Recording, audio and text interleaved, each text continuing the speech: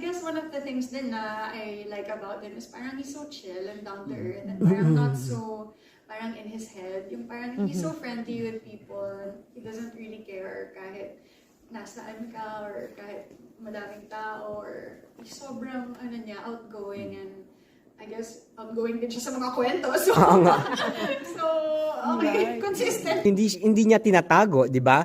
And that makes him a great man. Di ba? Is my assessment right? Don't say it wrong. That's right. How was it? How was the on-cam, How's her being my wife? Yeah. Yeah, pwede. Oh, go. Oh, go. Parang may hilingin ka pa ba?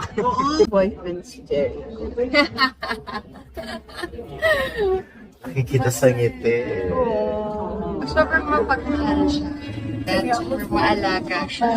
Sa lahat ng pasalubong niya, sobrang parang ano lang siya.